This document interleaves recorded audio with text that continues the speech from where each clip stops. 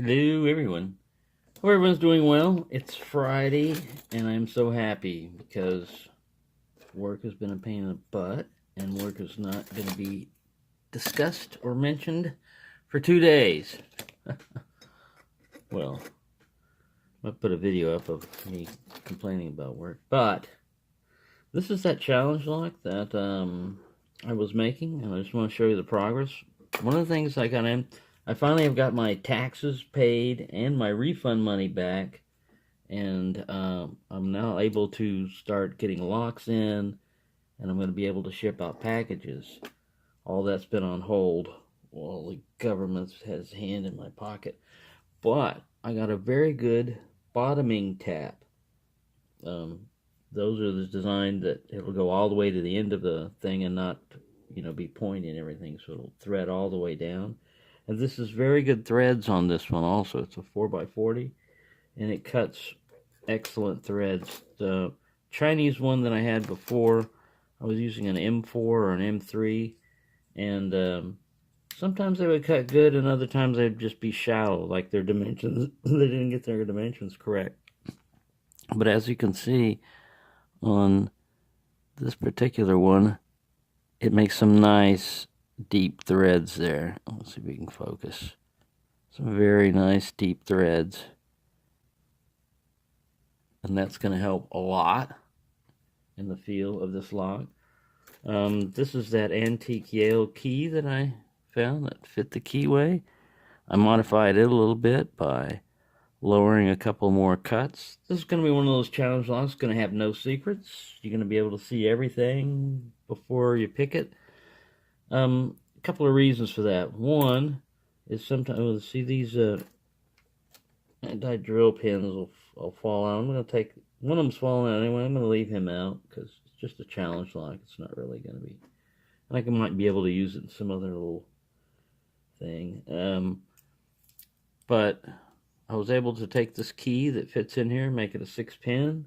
I'm threading chamber 2, 3, 4, and 6. I'm leaving 1 and 5 standard. 1 is also standard on my pins. I'll get over here and show you what I've been working with.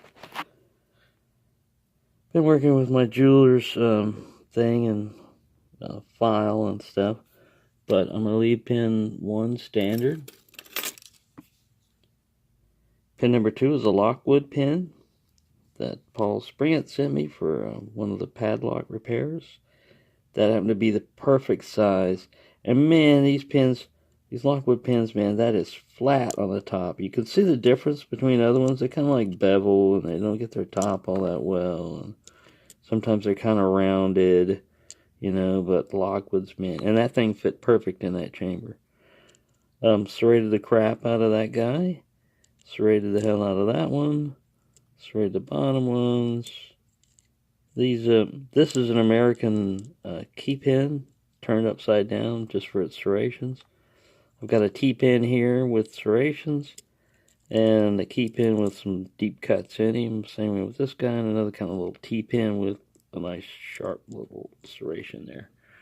So the springs are all the same copper springs. I'm going to take a Bic lighter, tear it apart, and put a spring about that long in 1 or 2 chambers. That's 5 pins right there, but I'm gonna maybe substitute one of those copper ones.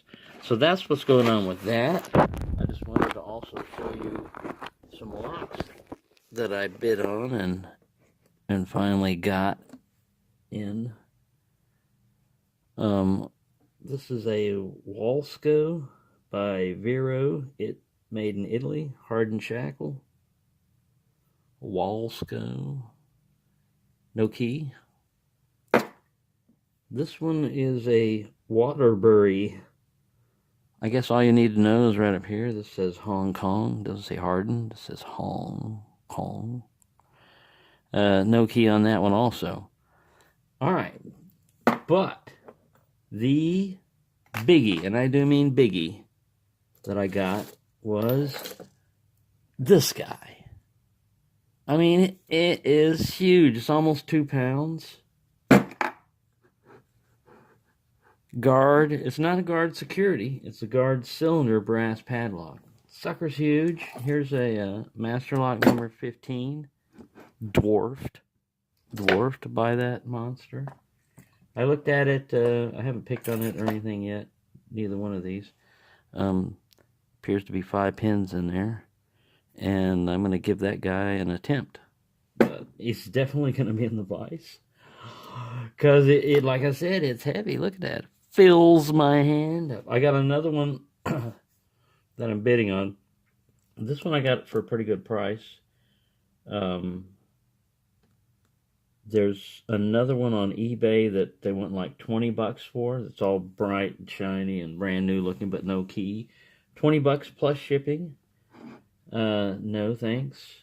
But these are huge, so if you ever run into one of these or you're wondering about them, just for the novelty of it, the sheer weight of it and everything, it's, like I said, it's huge. Here's an Avis Rock compared to it.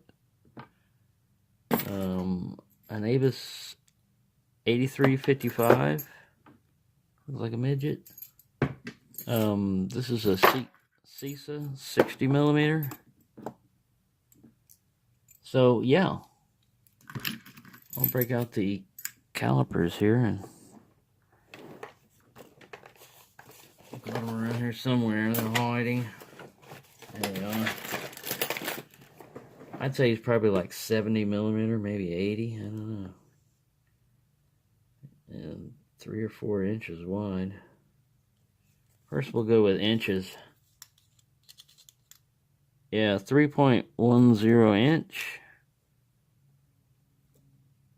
And 79, about 77 millimeter. So yeah, huge. He's how wide? 25 millimeters wide. Sure he's all zeroed first. Yep, all zeroed. 25 millimeters by like 77 millimeters wide. The shackle itself is almost 13 millimeters, 12.96 on the shackle. So yeah, pretty huge. What do we got on the Master Lock 15 shackle? 11.07. So he's got him beat in size and everything, but I bet it's probably going to be not that hard to pick. That's just my guess, and I'm going to do that later. I just wanted to introduce you to the giant. All the cats are going to try to mob it.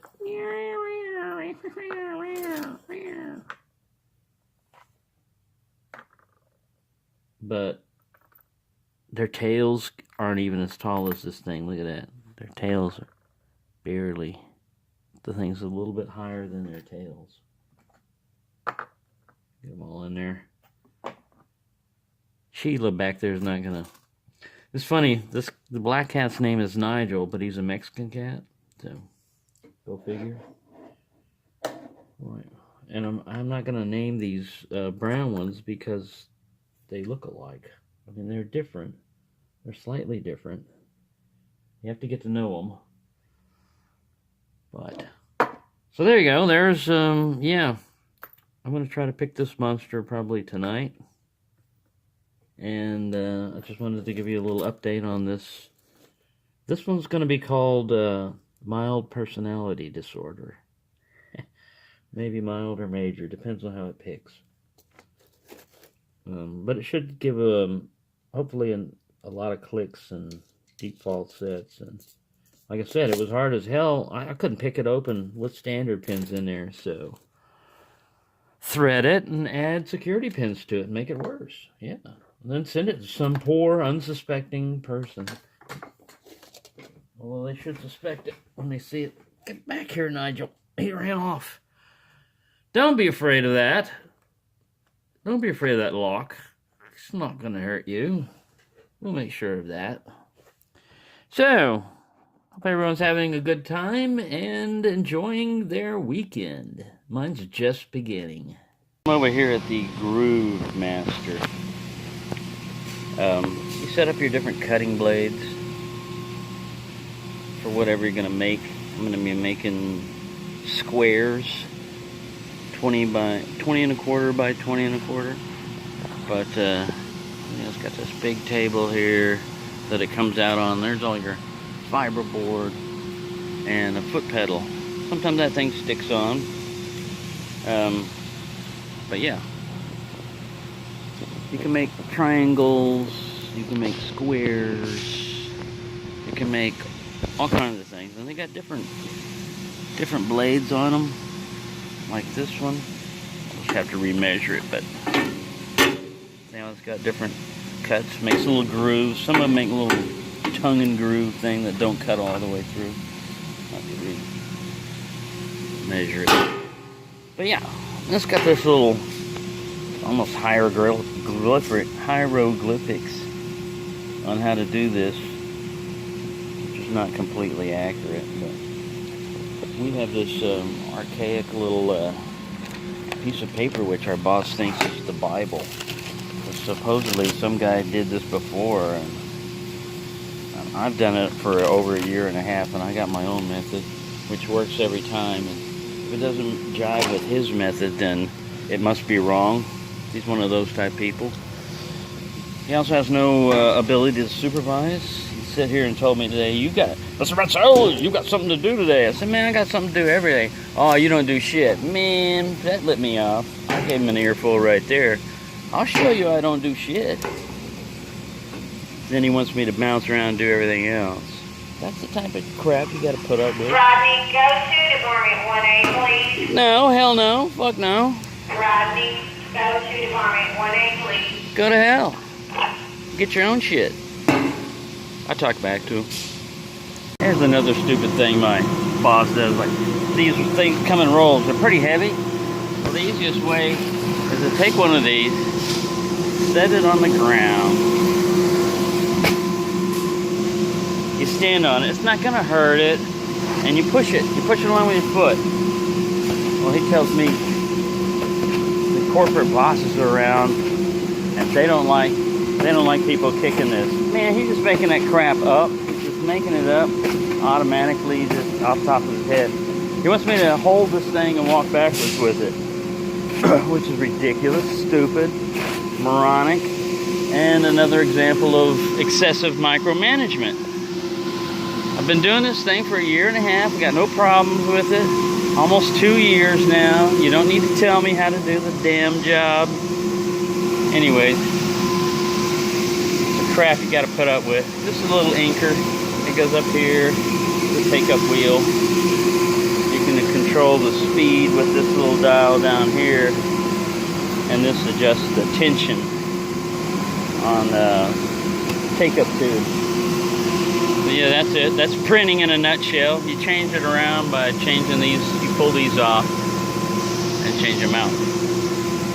Well, there you go. This is a roll, all right? And when it starts off slow. That's just the nature of a roll, right?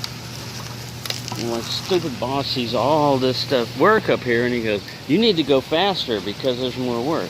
Nah, man, you go faster, crap like this starts happening, starts folding over. And when it, like I said, when it starts off, it's slow. It's slow, but it builds up speed. I ain't gonna be running over here busting ass doing this shit.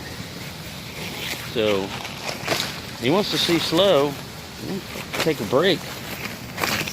Have personal issues, go home. And let's see how fast this shit gets done. Ain't my fault.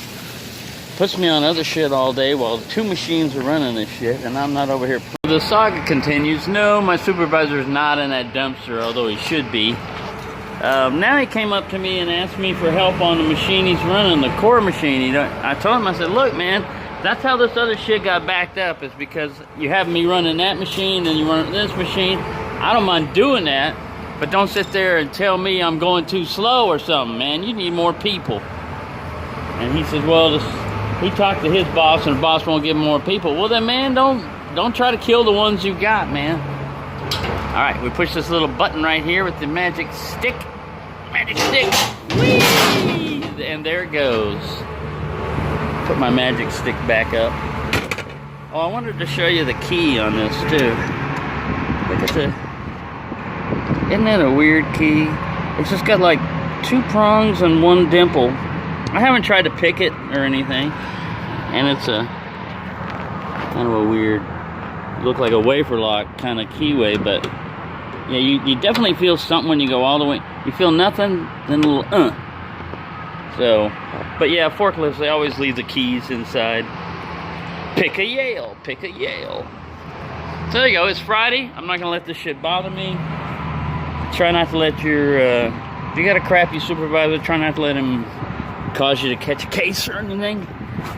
And enjoy yourself. That's what I'm gonna do. I'm gonna enjoy myself. For the high-tech compactor, if you look at that, there's a key. There's a key broken off in that keyway. See that? I mean, they always leave it on auto, but still crazy stuff.